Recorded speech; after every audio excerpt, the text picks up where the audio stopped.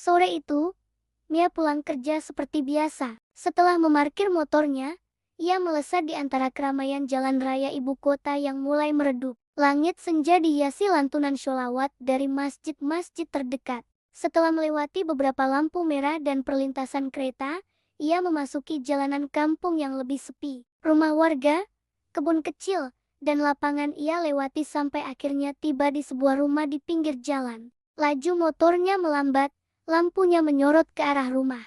Mia melepas helmnya, turun dari motor, dan melangkah masuk ke pelataran. "Assalamualaikum," ucapnya sambil melepas sepatu. Seorang wanita tua, ibunya, membuka pintu. Beliau masih mengenakan mukena, sepertinya baru selesai sholat maghrib. Mia langsung mencium tangannya. Di dalam, ia juga menyapa kakaknya yang sedang asyik menonton TV. "Tadi ada yang cari kamu, Mi," kata sang ibu sambil merapikan tumpukan baju kering. Mia, yang baru saja melepas tas dan jaketnya, keluar dari kamar. "Siapa yang cari, Bu?" tanyanya penasaran. "Nggak tahu deh, dia ngasih kabar ke kamu nggak?" tanya ibunya balik. Mia menggeleng. "Nggak ada," jawabnya singkat. "Ya udah sana mandi, nanti keburu adekmu pulang. Rebutan lagi nanti," ujar ibunya, lalu bergabung dengan kakaknya di ruang tengah. Mia pun masuk ke kamar mandi. Guyuran air segar sejenak melepas lelah seharian. Ia memejamkan mata, membiarkan rambutnya basah kuyup. Suara air yang menenangkan mengisi ruangan itu. Sekitar 10 menit kemudian, saat ia sedang mengeringkan rambutnya dengan handuk, tiba-tiba sebuah suara perempuan berbisik tepat di telinganya. "Mandiin saya juga dong, Mbak." Seketika, sekujur tubuh Mia merinding hebat. Ia menoleh dengan cepat. Tapi tidak ada siapa-siapa. Di kamar mandi ini hanya ada dirinya seorang. Tapi ia yakin sekali, suara bisikan misterius itu begitu nyata. Wajahnya langsung pucat pasi. Dengan terburu-buru, ia mengeringkan badan, memakai baju, dan keluar dari kamar mandi. Di luar, adiknya sudah pulang dan sedang duduk di meja makan menunggunya. Mbak, ada temennya tuh," kata sang adik. Mia mengerutkan kening. "Temen siapa?" tanyanya bingung. "Temen Mbak kayaknya, soalnya ibu sama Kak Irma nggak kenal." "Coba lihat keluar deh. Ada cewek berdiri di dekat pohon ceri," jelas adiknya. Yang bener lu." "Ya udah sebentar." Mia masuk ke kamarnya, meletakkan handuk dengan pikiran penuh tanda tanya, lalu kembali ke ruang tengah. Suara TV masih terdengar jelas. "Bu, ada temen Mia?" tanyanya pada sang ibu. "Nggak tahu tuh. Coba kamu lihat itu temen kamu bukan? Dari tadi dim di dekat pohon. Tadi disuruh masuk sama adekmu tapi dim aja. Suruh masuk sana. Ngapain juga dia berdiri maghrib-maghrib gini di bawah pohon depan rumah orang?" ucap ibunya tanpa mengalihkan pandangan dari TV. Rasa penasaran membawa Mia ke arah pintu depan. Tapi ia tidak langsung membukanya. Tangannya meraih gorden jendela di samping pintu. Ia sedikit menyibaknya dan mengintip keluar. Benar saja, tampak sesosok perempuan cantik dengan baju ungu bermotif bunga sedang berdiri di bawah pohon ceri. Rambutnya sedikit bergelombang, dan posisinya membelakangi rumah. Jadi Mia tidak bisa melihat wajahnya dengan jelas. "Oh iya, Bu, siapa itu ya?" tanya Mia lagi. "Nggak tahu, coba samperin sana." "Ngapain maghrib-maghrib gini di luar?" jawab ibunya. Mia pun memberanikan diri. Ia memutar gagang pintu dan menariknya ke dalam. Pintu terbuka, dan ia melangkah keluar. Tapi betapa terkejutnya ia, sosok perempuan itu sudah lenyap. Padahal hanya beberapa detik yang lalu ia masih berdiri di sana. Sekarang, ia hilang tanpa jejak. Mia terdiam, matanya liar mencari-cari. Tidak ada siapa-siapa di sekitarnya.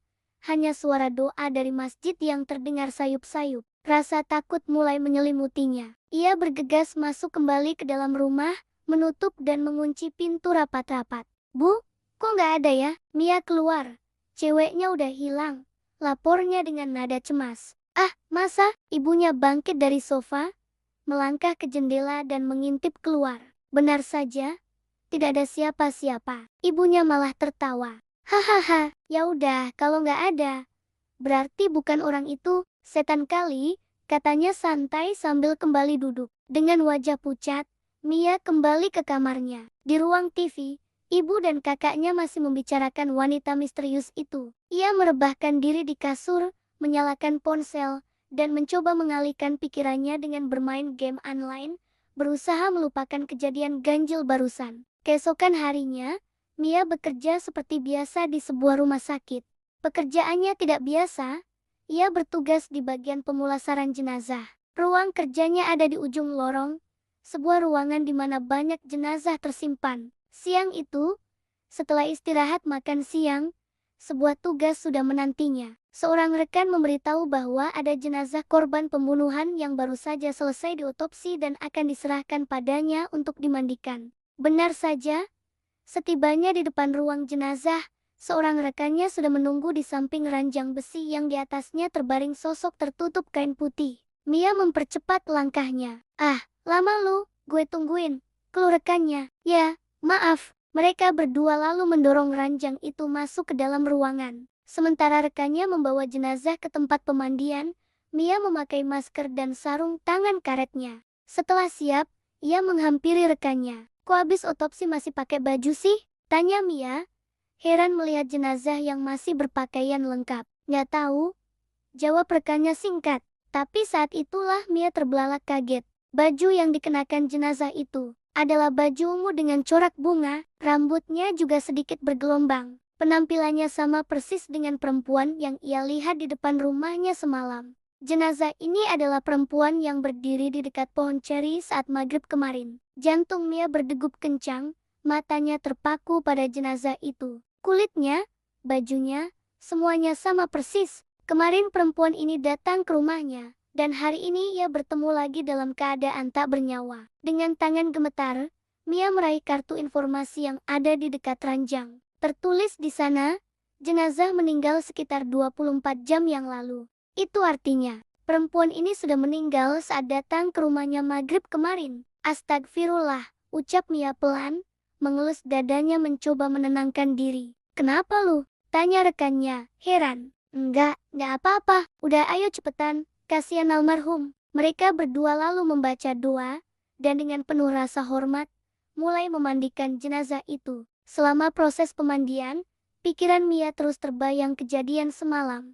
Tapi ia berusaha tetap fokus, tidak ingin membuat rekannya ikut ketakutan. Beberapa jam kemudian, tugas mereka selesai. Mia akhirnya bisa bernapas lega. Ia duduk bersandar di sebuah meja, menggenggam sebotol air minum. Wajahnya menatap lurus ke depan, melamun, masih memikirkan jenazah tadi. Tiba-tiba, bisikan yang sama terdengar lagi di telinganya. "Makasih banyak ya, Mbak, udah mandiin saya."